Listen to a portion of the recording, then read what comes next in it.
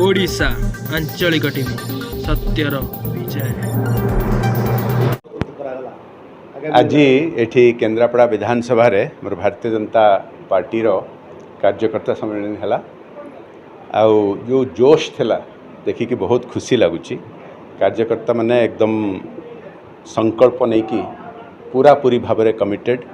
जे गाँ गाँ रे बुलिकी जो माहौलटा अच्छी एबे मोदी जी पक्षरे एवं भारतीय जनता पार्टी रो गोटे लहर अच्छी ताकू नहीं कि भोट बाक्स पहुँचेवाई आम कार्यकर्ता मानू जो परिश्रम करने को पड़े से पूरा तापाई प्रस्तुत अच्छा। भारतीय जनता पार्टी हूँ पृथ्वीर इतिहास सबुठारु बड़ राजनैतिक दल एवं पद्म चिन्ह पाई काम करने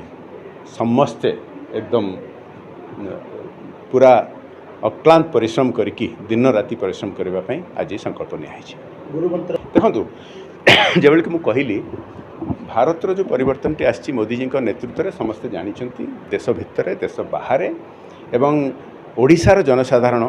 चाहूँगी ओडिशा को जोड़ापी से प्रगतिर रथ सहित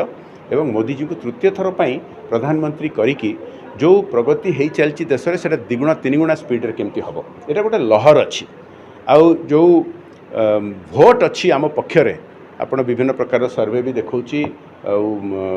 जो माने इलेक्शन कंसल्टेंट माने कहउचंती भारतीय जनता पार्टी एथर ओडिशा रे बेंगल रे अन्य आड़े जोठी बहुत कष्ट करिक द्वितीय स्थान को आसथिला एथर एक नंबर स्थान को आसी जीव।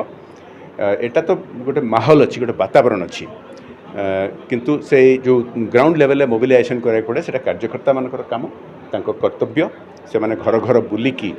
आउ लोक को मोबिलाइज करिकी भोट बाक्सरे केमती से भोटा पहुँचब से काम तांकर आज से रणनीति से गुरुमंत्र आउ से संकल्प उपरे बैठकटा था। कल्पना मल्लिक आज कार्यकर्ता बैठक थिला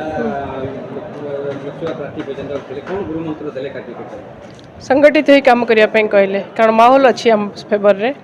मोदी जी ग्यारंटी अच्छी घर घर पहुँचवा एवं आमर पद्म फूल को जितेबा सेटा हूँ बड़ मूल मंत्र आमर आउ कि अच्छी कार्यकर्ता मान गोटे गुरु मंत्र से आम गुरु मंत्र को कहीं सर्वसाधारण करूँ से सार्वजनिक करवा आमर ठीक ना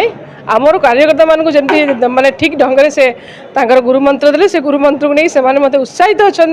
आगामी दिन में पद्म फुटेबे छोट पद्म बड़ पद्म ये दुईटा कथा कहले।